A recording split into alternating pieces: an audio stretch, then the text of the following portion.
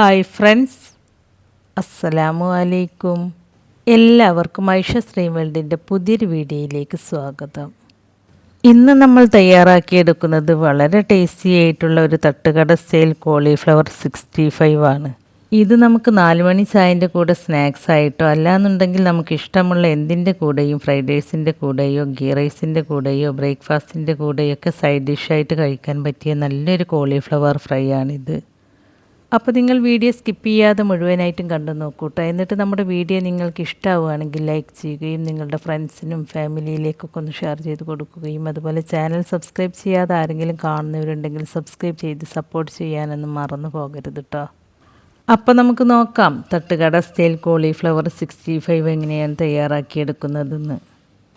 Cauliflower 65 ഉണ്ടാക്കാനായിട്ട് ഞാനിവിടെ 1 kilo തൂക്കം വരുന്ന കോളിഫ്ലവറാണ് എടുത്തിട്ടുള്ളത്.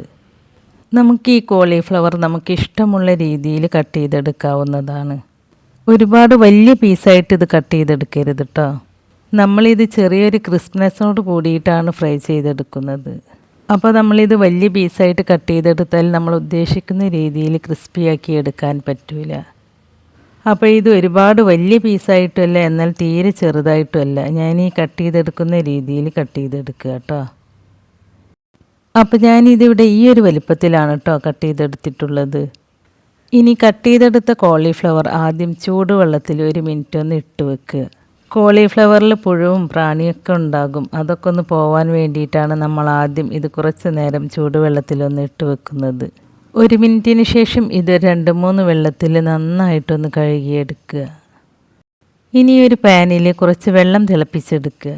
ഈ വെള്ളത്തിലേക്ക് 1.5 ടീസ്പൂൺ അളവിൽ ഉപ്പ് ചേർത്ത് കൊടുക്കുക. പിന്നെ ഇതിലേക്ക് 1/2 ടീസ്പൂൺ മഞ്ഞൾപ്പൊടിയും ചേർത്ത് കൊടുക്കുക. എന്നിട്ട് ഈ വെള്ളം നന്നായിട്ടൊന്ന് തിളപ്പിച്ചെടുക്കുക.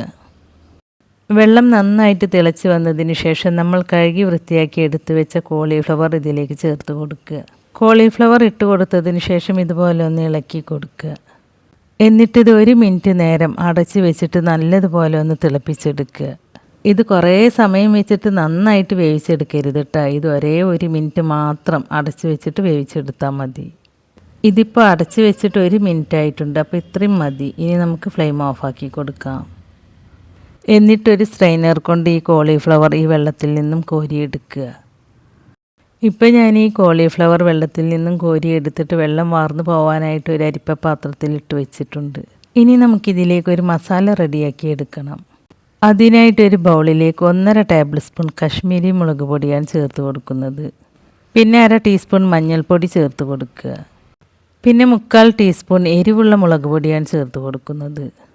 പിന്നെ 1/2 ടീസ്പൂൺ കുരുമുളക് പൊടി ഞാൻ ഇതുപോലെ ഒന്ന് ചതച്ചെടുത്തിട്ടാണ് ചേർത്ത് കൊടുത്തിട്ടുള്ളത്.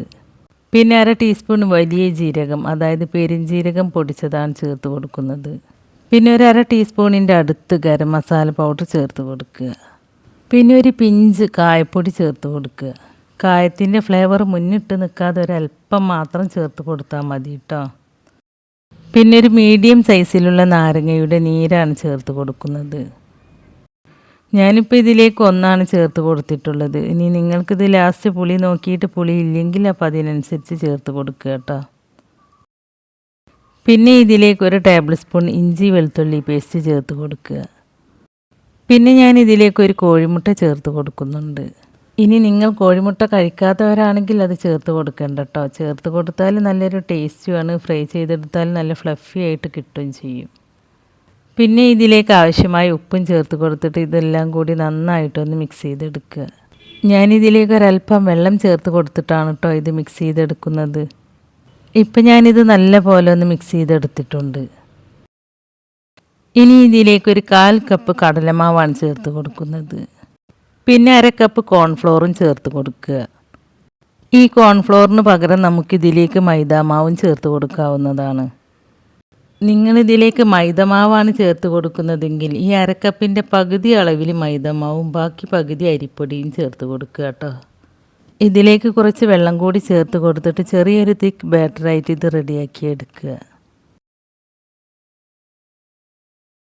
ഇനി ഞാൻ ഇതിലേക്ക് 1 ടേബിൾ സ്പൂൺ ടൊമാറ്റോ സോസാണ് ഒഴിച്ചു കൊടുക്കുന്നത്. സോസ് ഒഴിച്ചു കൊടുത്താൽ നല്ലൊരു ടേസ്റ്റുമാണ്. പിന്നെ കോളിഫ്ലവർ ഫ്രൈ ചെയ്തെടുത്താൽ നല്ലൊരു റെഡ് കളറിൽ കിട്ടുകയും ചെയ്യും.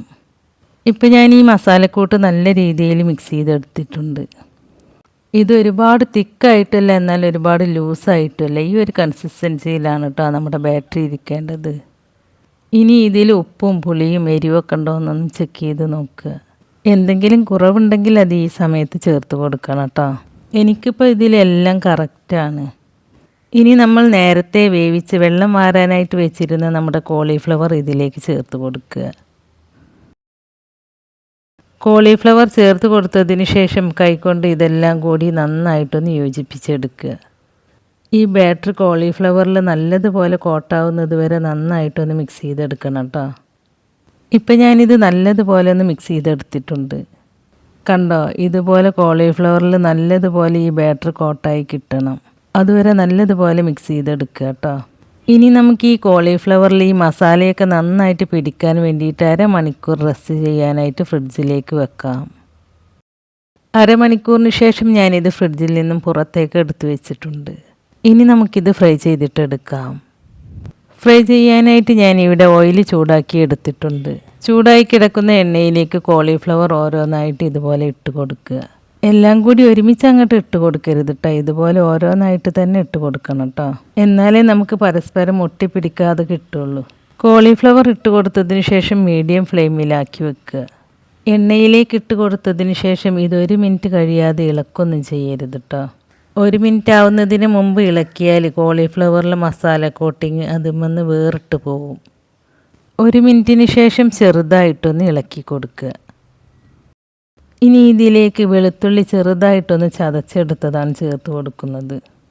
ഇത് ഹൈ ഫ്ലെയിമിലൊന്നും വെക്കരുത് കേട്ടോ. ഹൈ ഫ്ലെയിമിൽ വെച്ചാൽ ഇതിൻ്റെ പുറംഭാഗം മാത്രം നല്ലതുപോലെ കളറ് മാറിയിട്ട് ഇതിൻ്റെ ഉൾഭാഗം വേവാതെ കിട്ടും. ഇനി ഞാൻ ഇതിലേക്ക് കുറച്ച് പച്ചമുളക് നീളത്തിൽ കട്ട് ചെയ്തതാണ് ചേർത്ത് കൊടുക്കുന്നത്. പച്ചമുളക് ചേർത്ത് കൊടുത്തതിന് ശേഷം ഇത് നല്ലതുപോലെ ഒന്ന് ഇളക്കിയെടുക്കുക. പിന്നെ ഞാൻ ഇതിലേക്ക് കുറച്ച് കറിവേപ്പിലയാണ് ചേർത്ത് കൊടുക്കുന്നത്. ഈ കറിവേപ്പില നല്ലതുപോലെ ഒന്ന് ക്രിസ്പി ആയിട്ട് വന്നാൽ നമുക്കിത് എണ്ണയിൽ നിന്നും കോരിയെടുക്കാം. പച്ചമുളകിൻ്റെയും കറിവേപ്പിലയുടെയും ഒന്നും ആ പച്ച കളർ മാറരുത് കേട്ടോ. അത് മാറാതിരിക്കാനാണ് നമ്മളിത് ലാസ്റ്റ് ചേർത്ത് കൊടുത്തത്. പച്ചമുളകിൻ്റെയും കറിവേപ്പിലയുടെയും വെളുത്തുള്ളിയുടെയും ഒക്കെ ആ ഫ്ലേവർ ഈ കോളിഫ്ലവറിൽ പിടിക്കുമ്പോൾ ഇത് കഴിക്കാൻ നല്ലൊരു ടേസ്റ്റാണ്. ഇപ്പം നമ്മുടെ കോളിഫ്ലവർ നല്ലതുപോലെ ഫ്രൈ ആയി വന്നിട്ടുണ്ട്. ഇനി നമുക്കിത് എണ്ണയിൽ നിന്നും കോരി മാറ്റാം. കണ്ടോ, ഈ കോളിഫ്ലവറിൽ നിന്നും മസാലയൊന്നും വേറിട്ട് പോവാതെ നല്ല പെർഫെക്റ്റായിട്ട് തന്നെ നമുക്കിത് ഫ്രൈ ആയി കിട്ടിയിട്ടുണ്ട്. ഞാനിത് 2 ബാച്ചായിട്ടാണ് കേട്ടോ ഫ്രൈ ചെയ്തെടുക്കുന്നത്. എണ്ണയിലേക്ക് ഇട്ട് കൊടുക്കുമ്പോൾ എണ്ണയ്ക്ക് കറക്റ്റ് ചൂടുണ്ടായിരിക്കണം. എന്നാലേ നമുക്കിതിൻ്റെ പുറമെ ക്രിസ്പിയും ഉള്ളിൽ നല്ല സോഫ്റ്റായിട്ടും കിട്ടുള്ളൂ. 1 മിനിറ്റിന് ശേഷം ഇത് ചെറുതായിട്ടൊന്ന് ഇളക്കി കൊടുക്കുക. എന്നിട്ട് നേരത്തെ ചേർത്ത് കൊടുത്തതുപോലെ വെളുത്തുള്ളി ചതച്ചത് ചേർത്ത് കൊടുക്കുക. വെളുത്തുള്ളി നല്ല ക്രിസ്പി ആയിട്ട് തന്നെ കിട്ടണം കേട്ടോ. പിന്നെ ഇതിലേക്ക് പച്ചമുളക് കട്ട് ചെയ്തത് ചേർത്ത് കൊടുക്കുക. എന്നിട്ട് നല്ലതുപോലെ ഇളക്കിയെടുത്തതിന് ശേഷം കുറച്ച് വറ്റൽമുളകും കറിവേപ്പിലയും ചേർത്ത് കൊടുക്കുക. ഇനി ഇതെല്ലാം ഒന്ന് മൂത്ത് വന്നാൽ നമുക്കിത് എണ്ണയിൽ നിന്നും കോരി മാറ്റാം. ഇപ്പം നമ്മുടെ കോളിഫ്ലവർ നല്ലതുപോലെ ഫ്രൈ ആയി വന്നിട്ടുണ്ട്. ഇനി നമുക്കിത് എണ്ണയിൽ നിന്നും കോരി മാറ്റാം. അപ്പോൾ വളരെ ടേസ്റ്റി ആയിട്ടുള്ള തട്ടുകട സ്റ്റൈൽ കോളിഫ്ലവർ 65 നമുക്കിവിടെ റെഡിയായി കിട്ടിയിട്ടുണ്ട്. ഇത് കണ്ടോ, നമ്മുടെ ബാറ്റർ കറക്റ്റ് വെള്ളം ചേർത്ത് റെഡിയാക്കി എടുത്തതുകൊണ്ടാണ് ഈ കോളിഫ്ലവറിൽ നല്ലതുപോലെ കോട്ടിങ് പിടിച്ച് കിട്ടിയത്. അപ്പോൾ നിങ്ങൾ ബാറ്റർ റെഡിയാക്കി എടുക്കുമ്പോൾ ഈ ഒരു തിക്നെസ്സിൽ തന്നെ റെഡിയാക്കി എടുക്കുക കേട്ടോ, എന്നാലേ ഇതുപോലെ കിട്ടുള്ളൂ. ഇതിൻ്റെ പുറമെ നല്ല ക്രിസ്പിയും ഉള്ളിൽ നല്ല സോഫ്റ്റുമാണ്. അപ്പോൾ നിങ്ങൾ ഇനി കോളിഫ്ലവർ വാങ്ങുമ്പോൾ ഇതുപോലെ ഒന്ന് തയ്യാറാക്കി നോക്കൂ കേട്ടോ. എന്നിട്ട് അതിൻ്റെ അഭിപ്രായം നമ്മുടെ കമൻറ്റ് ബോക്സിൽ എഴുതി അറിയിക്കാനും മറക്കരുത്. അപ്പോൾ നമ്മുടെ ഇന്നത്തെ ഈ വീഡിയോ നിങ്ങൾക്ക് ഇഷ്ടമായിട്ടുണ്ടാവുമെന്ന് വിചാരിക്കുന്നു. ഇഷ്ടമായിട്ടുണ്ടെങ്കിൽ ലൈക്ക് ചെയ്യുകയും നിങ്ങളുടെ ഫ്രണ്ട്സിനും ഫാമിലിയിലേക്കൊക്കെ ഒന്ന് ഷെയർ ചെയ്ത് കൊടുക്കുകയും അതുപോലെ ചാനൽ സബ്സ്ക്രൈബ് ചെയ്യാതെ ആരെങ്കിലും കാണുന്നവരുണ്ടെങ്കിൽ സബ്സ്ക്രൈബ് ചെയ്ത് സപ്പോർട്ട് ചെയ്യാനൊന്നും മറന്നു പോകരുത് കേട്ടോ. സബ്സ്ക്രൈബ് ചെയ്യുമ്പോൾ ഓൾ എന്ന ഓപ്ഷൻ തന്നെ സെലക്ട് ചെയ്ത് വെക്കുകയാണെങ്കിൽ ഞാൻ പുതിയ റെസിപ്പീസ് അപ്ലോഡ് ചെയ്യുമ്പോൾ അതിൻ്റെ നോട്ടിഫിക്കേഷൻ നിങ്ങൾക്ക് കിട്ടുന്നതാണ്. അപ്പോൾ ഇൻഷാ അല്ലാഹ് പുതിയ റെസിപ്പീസുമായി ഞാൻ വീണ്ടും വരാം. Thank you.